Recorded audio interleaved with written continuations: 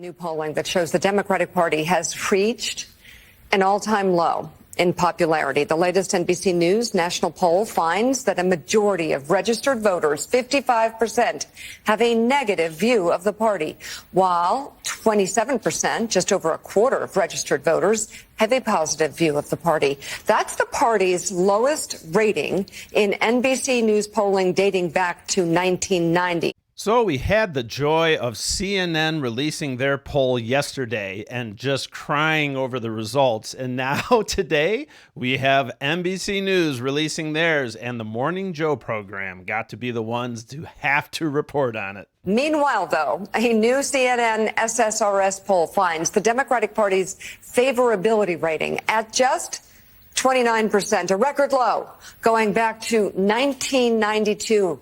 But Chris Matthews, what do you make of these numbers for the Democrats?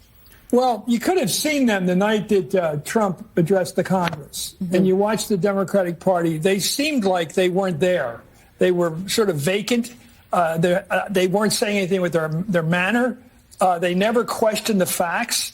They let the president lie about Social Security and say that we're giving benefits to people who are 160 years old or to their grandchildren. We allowed Elon Musk to go on television and tell everybody that we're using Social Security as a lure to bring people into the country illegally, that we're giving them benefits, which we're not.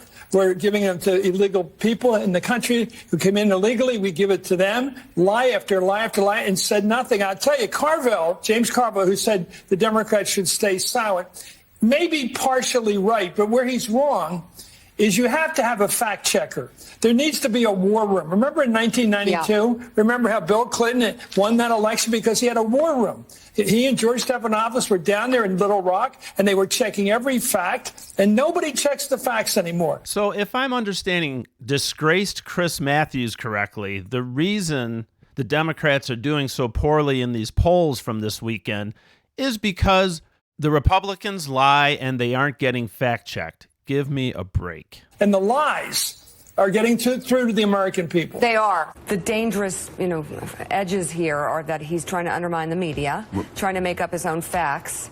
And it could be that while unemployment and the economy worsens, he could have undermined the messaging so much that he can actually control exactly what people think. And that is our job. Yeah. That is our job.